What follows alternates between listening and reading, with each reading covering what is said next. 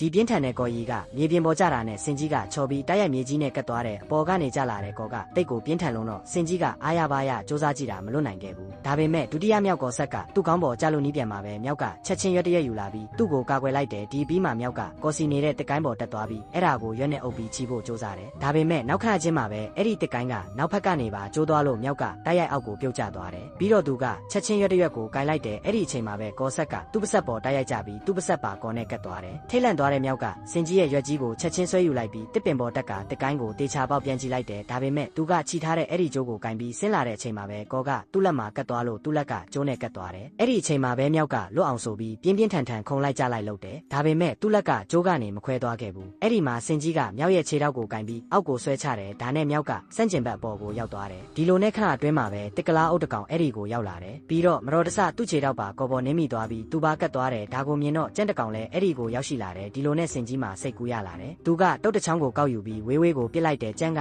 အဲ့ဒီတုံနောက်ကိုလိုက်တဲ့အချိန်မှာပဲစင်ကြီးကသူ့မီးကိုဆွဲကင်လိုက်တယ်ဒီလိုနဲ့စင်ကြီးကလွတ်ထွက်သွားတယ်ပြီးတော့သူကချက်ချင်းတစ်ကလားအုပ်ကိုသူ့ကြောပေါ်တင်လိုက်ပြီးမြောက်ကိုဆင်းခိုင်းဖို့အချက်ပြတယ်ဒါပေမဲ့တစ်ကလားအုပ်ကကုညီမဲ့အစားတတိလေးတွေကိုစားနေရဲ့အဲ့ဒီမှာမြောက်ကသူ့မီးနဲ့တစ်ကလားအုပ်ကိုဆွဲကင်လိုက်တယ်သူတို့အချင်းချင်းရိုင်းနဲ့ထိုင်းနဲ့အောက်ကိုရောက်လာကြတယ်အခုတော့သုံးကောင်စလုံးအတူတူကော်ရဲကပ်ပြီးနေရခဲ့တယ်အဲ့ဒီမှာကြမ်းကနောက်ပြန်ပြီးသူတို့အပေါ်ကိုခုန်ချလိုက်တယ်လေးကောင်စလုံးလူလာခုန်ပါလို့ရင်တစ်ပင်တစ်ပင်နဲ့ဝင်တိုင်းမိကြတယ်နောက်ဆုံးမှာတော့လေးကောင်စလုံးပြန်ကွဲသွားကြတယ်ပထမဆုံးဘသူကကော်ရဲကတ်သွားတာလဲကွန်မန့်မှာပြောသွားအောင်